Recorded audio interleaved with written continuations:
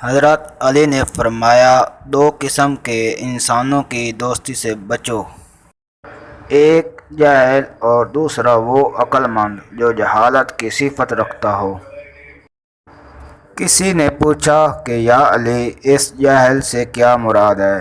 اور وہ اس عقل مند جاہل سے کیا مراد ہے جو جہالت کی صفت رکھتا ہو؟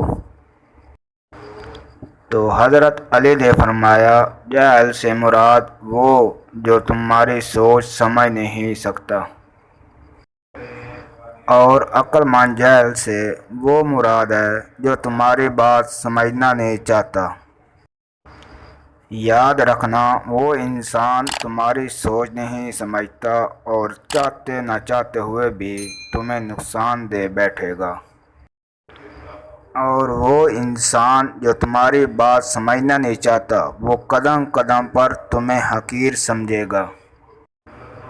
یوں وہ دوستی تمہیں تذلیل کی طرف دھکیلے گی۔